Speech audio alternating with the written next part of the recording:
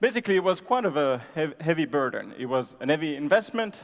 It was not really good, and we weren't going really fast.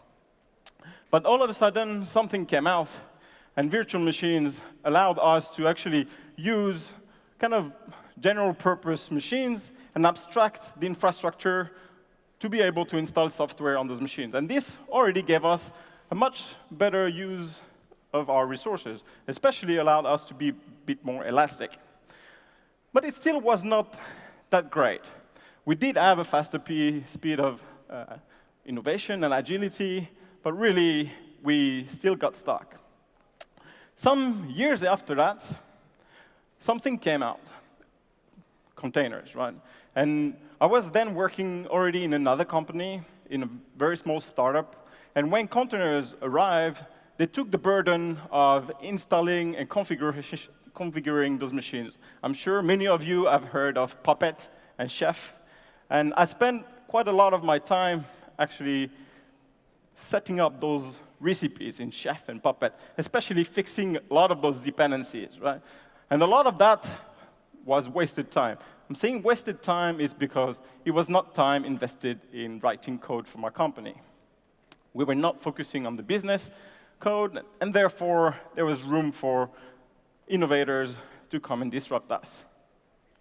Nonetheless, containers arrived, and containers took a lot of this burden away, because then we could have a container running on that development environment in our own laptops, move it from one stage to another, and all of a sudden have what we call immutable infrastructure. So especially the fact that you have the same application, the same dependency, the same containers, all the way from development to production.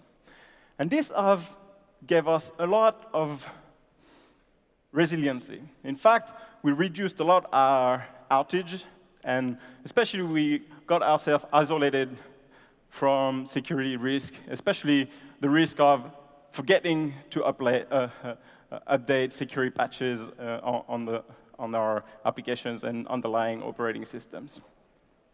And then a few years ago, in 2015, I was at reInvent, and I was not yet AWS. I joined AWS about 3 years ago. And I was in the audience, and they announced AWS Lambda, which took the paradigm of container even further. And in fact, it was taking it so far that the promise of serverless really was to focus only on business logic. You do not have anymore to configure your infrastructure. You do not have to deploy your containers or your clusters to run your containers. You only handle functions, and you deploy it. And the level of abstraction actually went very high, right? In the companies I started to work with, we almost redefined the kind of jobs we were doing, right? I moved from being a DBA to a DevOps to a system engineer to an architect, right? Because of this abstraction layer. Why I'm saying this? I'm saying this paradigm has been very much pushed, especially in the last few years, by the requirement of having happy customers. Because happy customers forces us to make better product, right? If we have competitors and they make better products, our competitors are going to suck those customers, right? Therefore, we have to do more innovation, and therefore, we have to release faster, which forces everyone and all the architects to actually decouple software systems, because the more you decouple, the faster you can deploy. And this is just the way it is. And the fact that we push all this business logic now as the only way to create innovation makes us focus a lot more on delivering happy customers. So we moved, in fact, in a world of microservices. And at Amazon.com did the transition from a monolith to microservices in 6 years, right?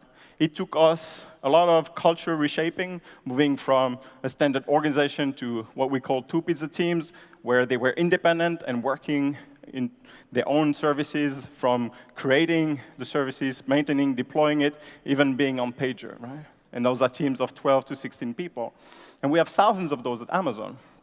But instead of telling you the story of Amazon, actually, I want to talk a little bit about architecture, right? Because really, when you think about maintaining and deploying large-scale infrastructures and microservices, this is how it looks like.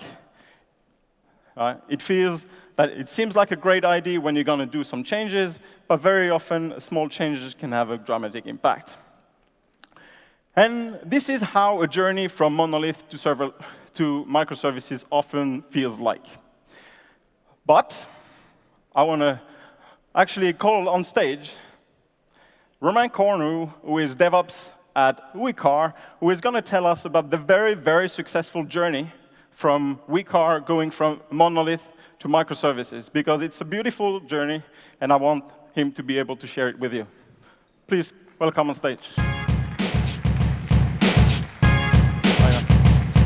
There you go.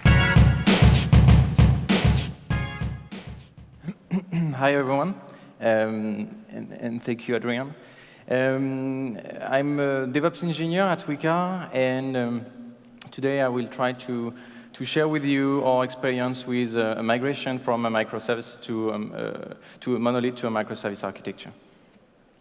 As an introduction, here is my Twitter account. On the greatness pyramid of Twitter, I consider myself at the very bottom, as I am a passive reader, so I do not encourage you to follow me, but we can still get in touch on LinkedIn.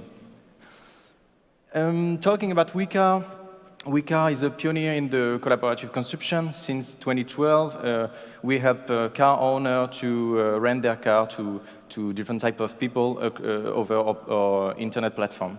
We now have more than 1 million users registered, more than 30,000 cars, and we do have thousands of cars rentals each month. Our service is available on different platforms. We do have an internet website accessible through www.wecar.fr, and we do have an iOS and Android application. Our production development team is organized in 3 feature teams. Each team have backend and front-end developers, as long as quality, data, and ops engineer.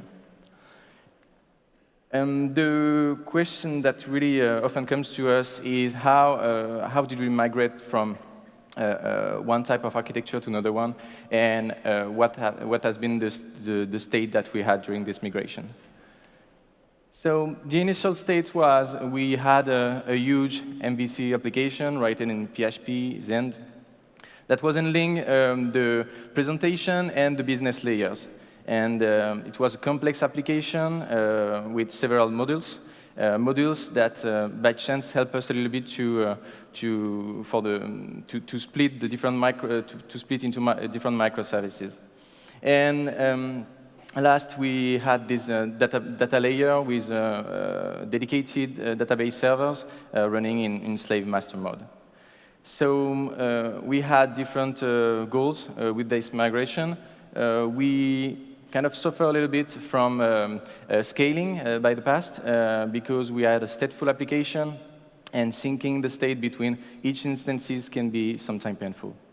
So our goal was to be able to scale, to deploy easily, and to have the lowest complexity possible in each application, each service. We choose to take apart the presentation layer from our application, our huge application, and we created a front-end dedicated standalone service written in React.js, and we wrapped it into React. We wrapped this React application into Docker containers in order to be then deployed to ECS cluster. You maybe already heard about ECS cluster. This is a service managed by AWS that allows you to run a stack of Docker container on a cluster of EC2 instances or in Fargate, or using Fargate. We changed a little bit our legacy application in order to expose the logic through an API in order to be used then by our front end, such as the front end application and the mobile applications. Finally, we split our huge API into several microservices regarding the domain, and we now have an ecosystem of microservices that can go from the authentication to the payment to the core business, etc. Each microservices have and manage his own database, and he's the only one to have access to it. So we have this new layer of security between each microservices where business logic cannot access to, for example, user and authentication data. We can now have a dedicated pipeline from the development to the deployment of the code, and now can scale independently each microservices regarding the load he's facing. So I want to dig in the infrastructure part and show you some images, some representation of our infrastructure. We have three main parts in this architecture, in this infrastructure. We do have the front-end service that I just told you about, which is basically our React application. We do have a gateway GraphQL service, and we do have the microservices. The gateway is only ensuring the communication between the front-end and the microservices. So let's talk about the front-end. This is a pretty classic stack for an ACS cluster and a front-end application. We do have at the bottom, we do have a Route 53 service, which is a domain management service. It allows us to register different services, such as www.wecard.fr and wecard.fr.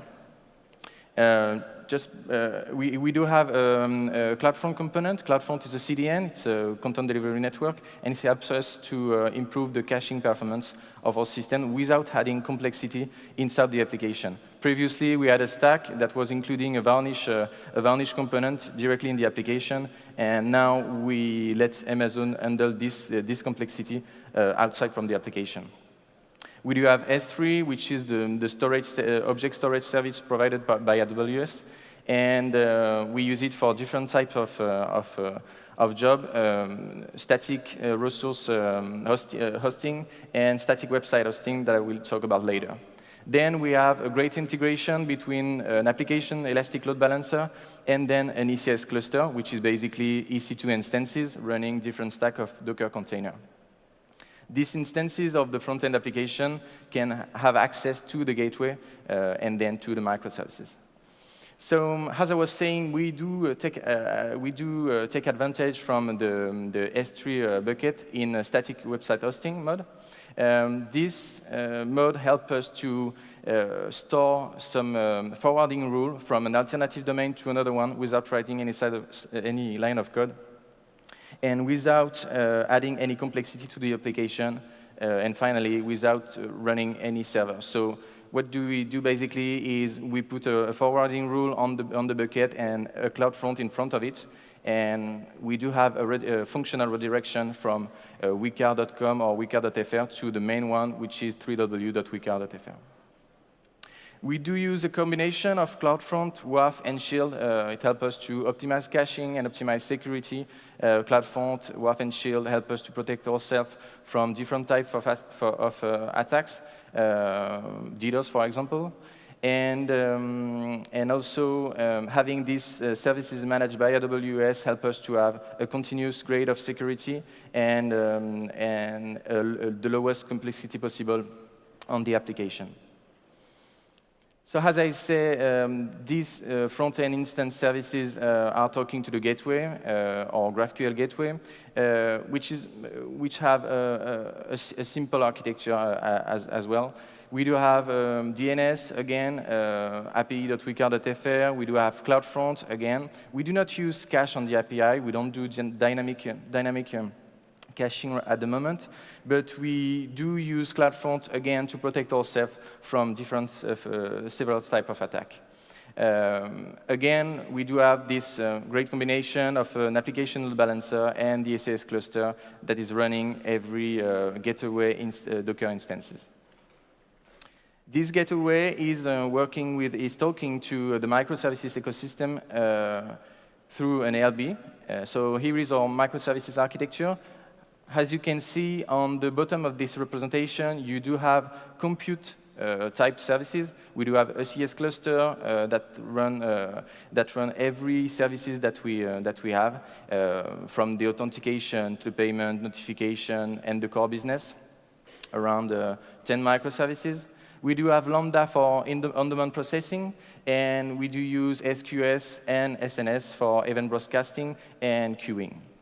On the top of this representation, you do have some data components. I would say that stateful component, such as Redis, which is the application caching that we use, Elasticsearch, and RDS, which is the relation database service provided by AWS. And that's offer us the opportunity to have a complete setup of database, scalable, available across different type of across different zones, and with a backup system and safe guaranteed. So at Weka, we are a small team of ops engineers, and our goal was to have the maximum service managed by AWS in order to keep focus on the application, on our core business.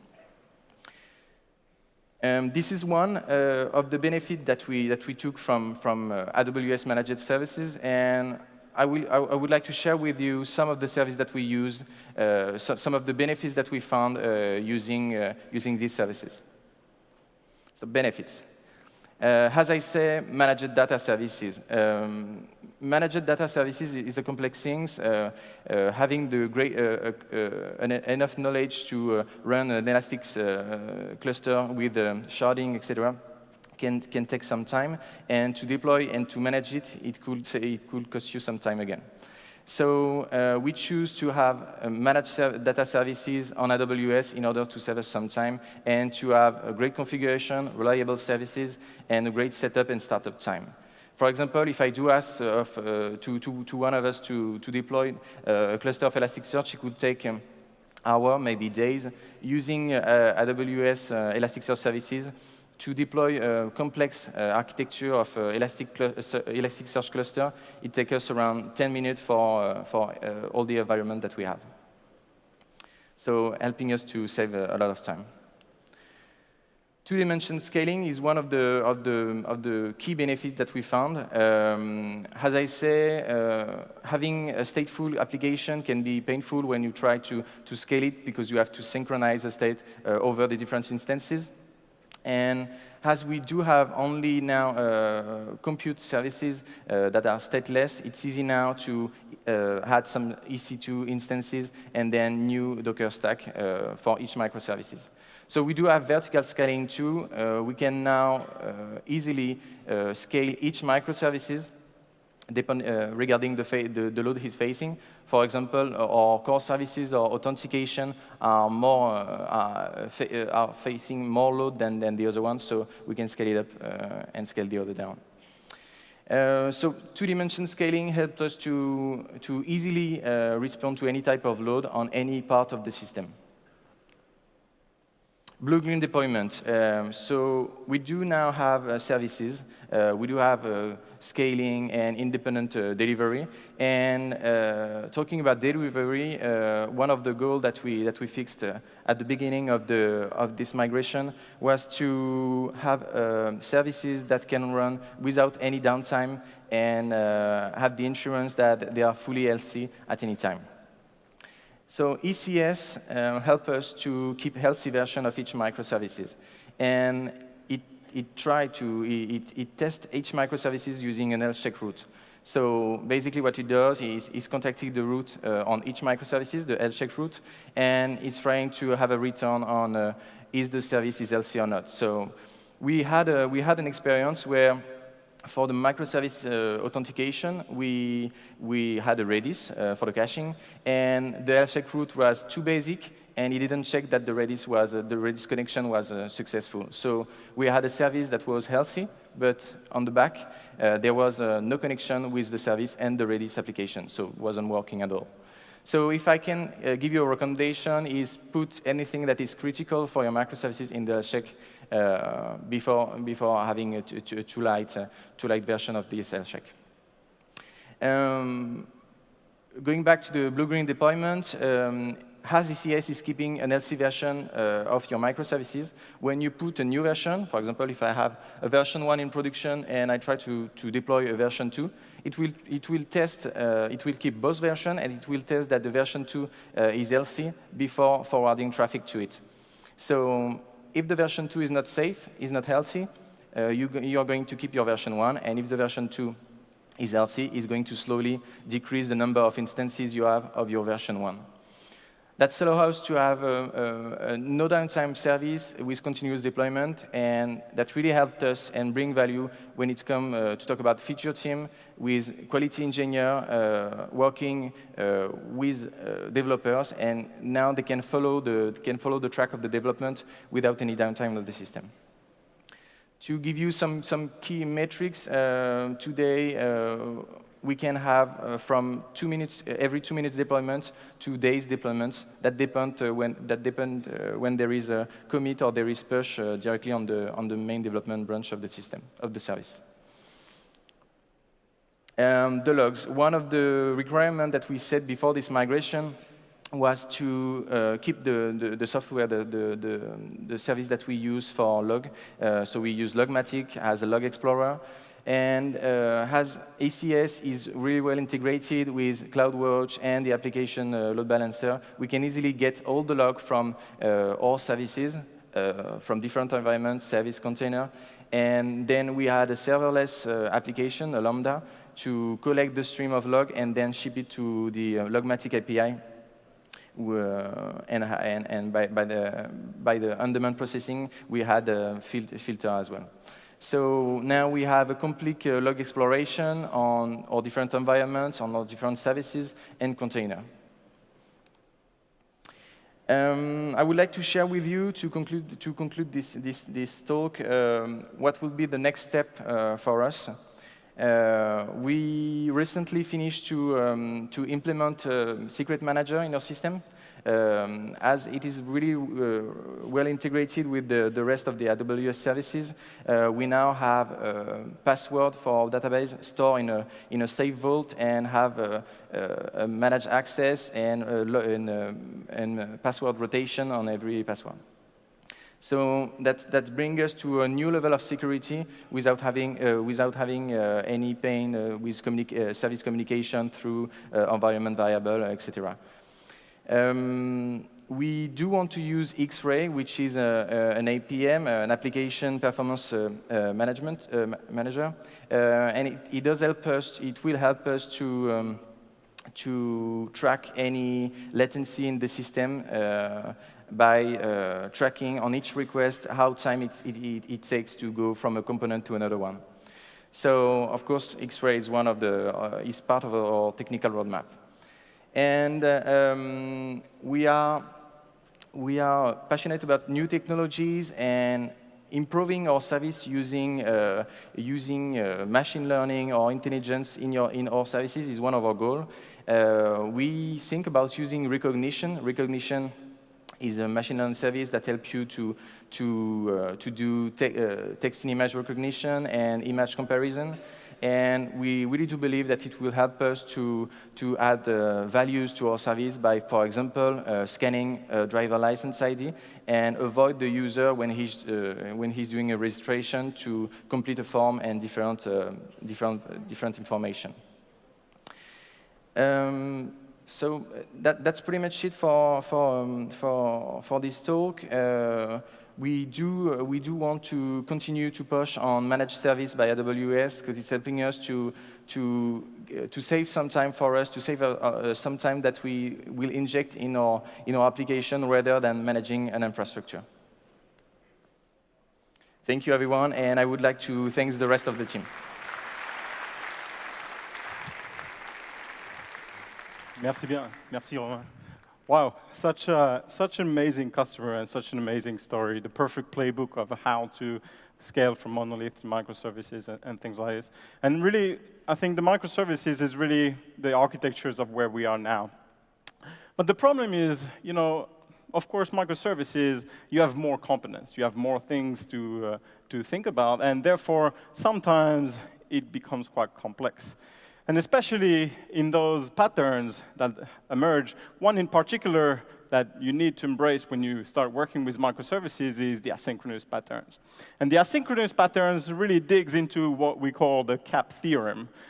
And this theorem stipulates that in presence of network partitions, which you have when you deal with data stores at scale in microservices architectures, you have to make a decision between consistency and availability. And sometimes that discussion and that decision is very hard to do, right? Do you want to choose consistency? Some architectures and some patterns do require that you actually have consistent architecture. And our consistent architecture simply says that once you put the data in your cluster or in your data store, which is often a cluster of storage of nodes, any time which you will retrieve the data will be consistent. So if you store a number 2, any time after that, you will retrieve a number 2. The problem is, an availability, when you make the decision to favor availability, your nodes in the CAP theorem stipulates that actually won't necessarily return the same state. So if I put a 2 and then I put a 4, if I query my cluster right after that, I might retrieve a 2. And we call that kind of inconsistency. And in fact, the idea that you have inconsistent data, sometimes it's scary. But when you deal with large-scale architectures, it's a paradigm that you need to embrace. And we're going to talk a little bit how you do this. And really, eventual consistency simply means that after a certain period of time, all the nodes in the cluster will converge to the same state. So eventually, you will return a 4 if you wait long enough. Now, this problem of this waiting, right, that is often scary. And if you think about how these processes especially work, you need to figure out as well how your application embraces that. You need to, in fact, kind of say bye-bye to the synchronous processes, right? The fact that you might have a process calling another and wait for that process to call, those days actually are over. When you talk about microservice architecture, you need to embrace asynchronous processes. So you need to embrace the fact that the process might call a process B, but it should still go on with its life. It should not be dependent of that process. And this is something that is very important to embrace, both from the infrastructure level up to the design of the UI of your application. And why I'm saying this is because we are seeing a lot of UIs nowadays that are blocking UIs. Right? Those are UIs sitting on top of very large-scale microservice architectures, but that still are synchronous. And the fact that you might, for example, in the first UI, want to upload a video, if the service that actually manages the uploading of the video fails, your whole UI will just go into this infinite loop. And we've done some research a little bit at Amazon. And we noticed that if we add in the UI 100 milliseconds of latency, I'm saying 100 milliseconds, which is something which is even not perceivable by the eye, right? It's very, very difficult to detect that. But 100% millisecond latency results in 1% drop in sales on Amazon.com. And the size of Amazon.com is big, right? So having blocking UI like this that easily can add seconds of latency is very, very bad for your bottom line, right? And your business in general, and actually the customer experience. So really embrace the fact that you have asynchronous processes, that your data will be eventually consistent in the end. And in fact, lots of applications that are very, very large, like Instagram, Facebook, Google, Amazon, we embrace eventual consistency, right? No two users has the same UI, because maybe they don't retrieve the same data. But this is something that needs to be discussed and understood. And there's a couple of things that can help you design this kind of pattern, especially what we call the listener or the pub/sub patterns. And those are patterns that allow you to isolate processes, especially intra-microservices processes. Like you would have A and B. Instead of having them talk to each other, you put a queue in the middle, and then you either have a listener a pattern or a pub/sub pattern, right? And you can do these kind of things with this pattern. You can isolate your API front end, right? So for example, you can have an auto-scaling group around your instances, or your API instances, or your API front end. And this auto-scaling group will manage the APIs. And when you query these APIs, what you do is you give it a job ID, and then you return immediately, right? You do not wait the result to be processed. And the fact that you can do this, your UI and the customer can still go on, right? Of course, it's an UI that needs to be designed to handle these kind of things, right? But then you take this job ID and you put it in a queue. And then you have what we call worker instances that will manage and handle business application or business logic, and will take that job when they are free, and then will process the request, store the data, the results in what we call a cache, and then using a push notification, using SNS or notification systems, like Twilio or something like this, you can then notify your end user that the result of that API has been processed. And then your user can go and fetch it. And doing that allows you to do very beautiful patterns, like graceful degradations, right? And that we're going to look a little bit further. But it also allows you to totally decouple your application.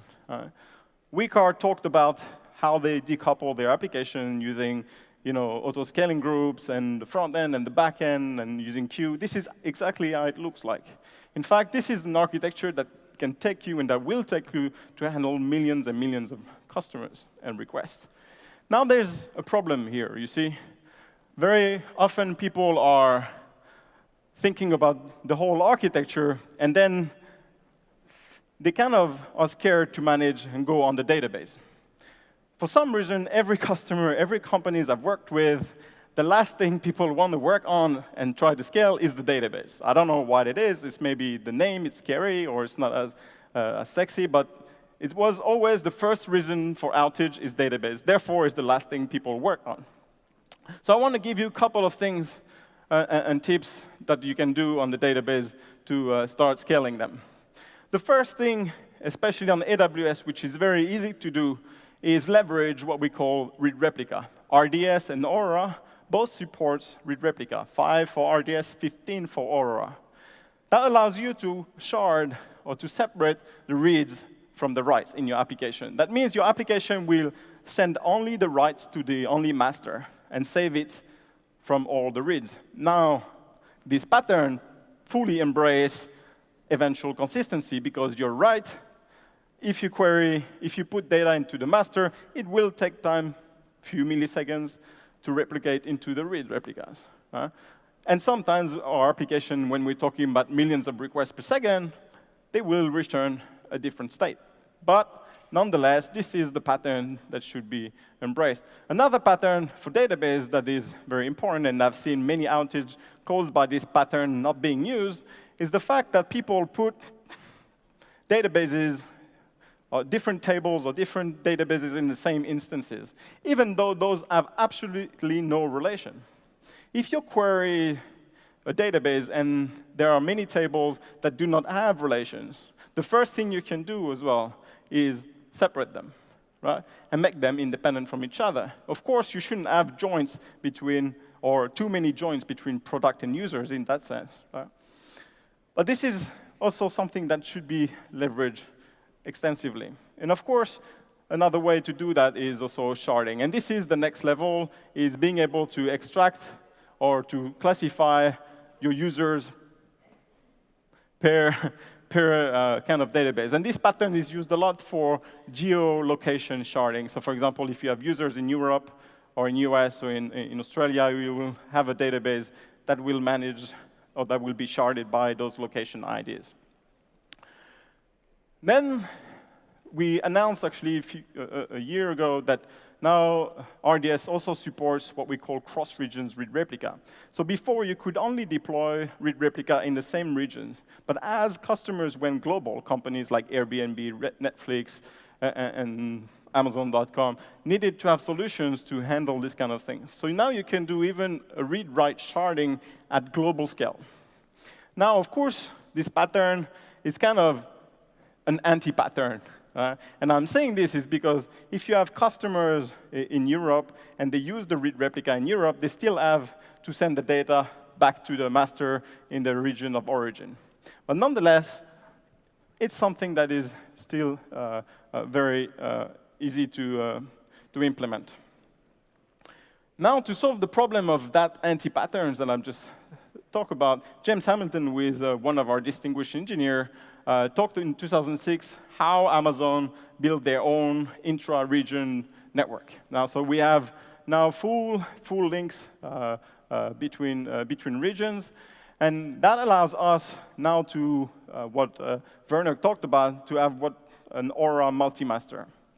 So multi-master initially will be launched only in the regions. So the fact that you can have masters in every availability zone, but we are actually announcing as well that in the end of this year, there will be multi-masters across multiple regions, right? And this is leveraging the network, the intra-region network, which is private Amazon network.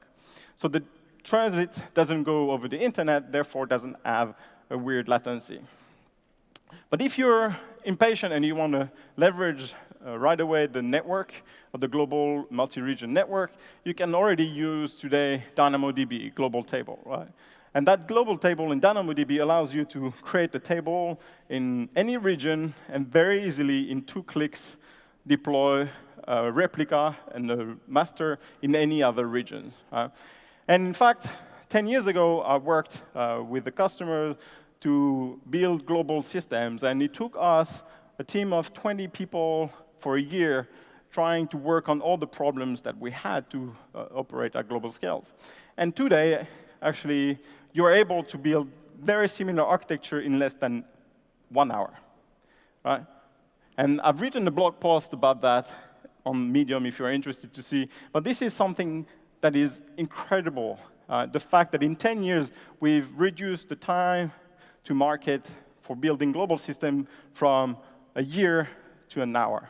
And this is all powered by managed services, but also serverless, because serverless allows you to focus only on the business logic.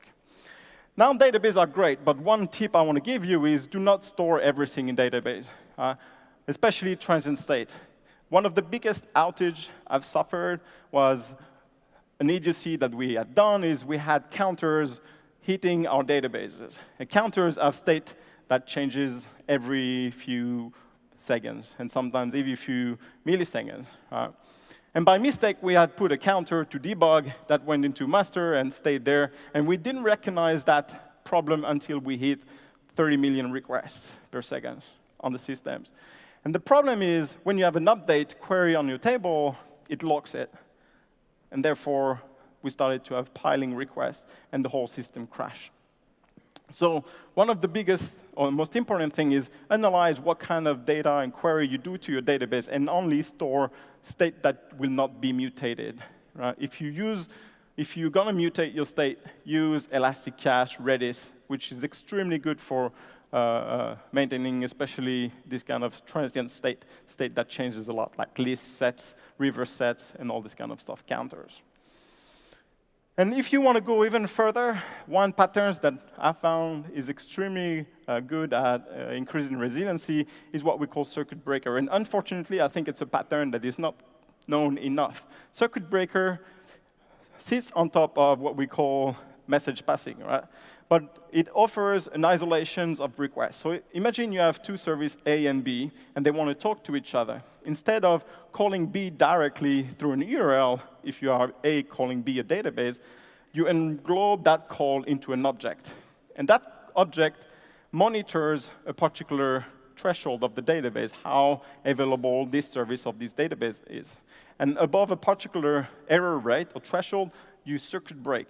And the fact that you create an object directly when you do that call, you can, in the code, stipulate a graceful fallback.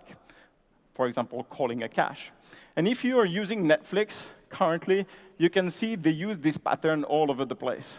In fact, the entire UI of Netflix is horizontal, and there are services that you can call, and most of those actually based using machine learning. So recommendation, what what you might like. You've watched this movie. Other people that watched this movie also looked at that.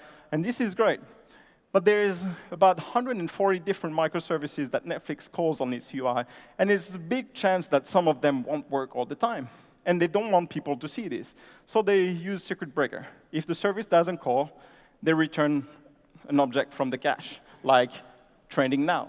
That's totally cacheable. It's nothing related to you. It's not personalized. And yet, it's still something that is cool. And it forces you to think outside the box.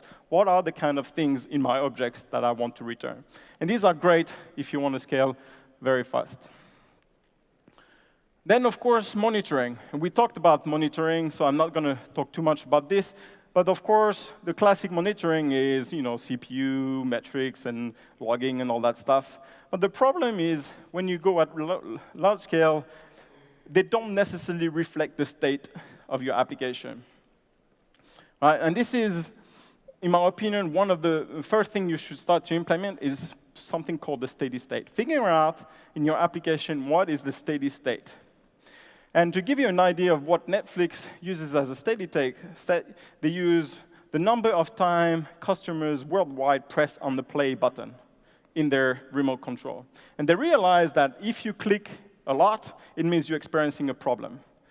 And since Netflix business is about playing videos, that's a direct relation service to customer experience. And they monitor that, and if there's a problem, they will notice this right away. And in fact, they've even wrote blogs that before they had steady state, they might have very steady CPU, very steady network, very steady memory, and still have massive problems on the UIs. Right? So at large scale, this is something that you need to think about. Of course, Amazon, as I say, 100% milliseconds latency results in 1% sales drop. This is what we call steady state. If we can measure the proportions of our requests with sales and track that as opposed to against latency, this is a direct metric of our steady state. And you need to embrace new ways of testing. We are widely distributed. You might have hundreds or tens of hundreds of microservices. Unit testing is no longer a good answer to everything, not even more advanced testing. And you need to embrace new things. And Werner talked about the game days. Amazon, it was a man called Jesse Robbins that started game days, right? And he talked that they even went to shut down full data centers that didn't necessarily go well, but we learned a lot. We learned how to architect our application. And especially we learned, when we shut that down, we learned the hard way when all the engineers went in the room waiting for that, instead of waiting 1 a.m. or 3 a.m., being waken up, and then realizing that we're experiencing some problems. So game days are a great way. And by the way, I think this title is the most beautiful title that you can put in a CV, Master of Disaster. I think that's a check in your CV, which is cool. And these new ways of testing, in my opinion, you should embrace what we call failure injection. And this is really break your system deliberately in a controlled environment, in a controlled experiment, so that you can learn and gain confidence into it. This is the most important. Gain confidence into operating and maintaining your system. Because when you go at large scale, it might break for reasons you totally didn't think of. Right? And I'm not only talking about software or network attack. I'm talking about this guy, Paul, who is the master of fixing everything. What happens if Bob doesn't show up at work today? How is your system surviving Paul not showing up and not answering to his emails? We all have this Paul in our company, this hero that does everything that no one knows. This is something that needs to be managed as well. So these are fault injections. Remove Paul. Say, Paul, today you don't come at work. We're going to test our system. And that can give you quite a big surprise. Or inject latency. Of course, you should not go next week, first thing in the morning, and say, hey, boss, we need to do failure injection. I'm breaking the database today. You should not do that. There's a road to this kind of technique. And there's beautiful beautiful things you need to do on your architecture, the road to resiliency and availability. And some of those have been discussed today. And if you're into this new way of testing, Netflix kind of redesigned the theme of game days into what they call chaos engineering. And they wrote a book about this. There's a lot of blog posts. I'm writing about it on Medium as well. But these are kind of new ways of things, like breaking things on purpose in a controlled environment. And this is something that I want to plant the seed in your head about these kind of things. And the most important when you're going to operate your system at large scale is really to think big, but act very small. Otherwise, you're going to end up like this guy doing grand tour on his bar on top of a canyon and eventually failing. And you don't want to be there. You want to have great ideas, but act very small. Do not go too fast. The same, don't break the database tomorrow. Do not make a drastic move from a monolith to a microservice without thinking about all the dependency. As I said, we move from a VM to serverless. Serverless is not the hammer that you apply to everything. There's very good use case for serverless. There's great case for containers and for VMs. Just learn those ways. Act small, think smart, and then go build. And if you want to learn a bit more about some of the things we talked about, we have a full section on our aws.amazon.com website called Well Architected, AWS Well Architected, and if you search for that term, it will be your first answer.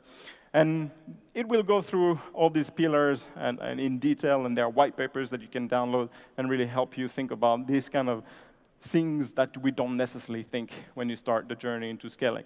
And on that note, thank you very much.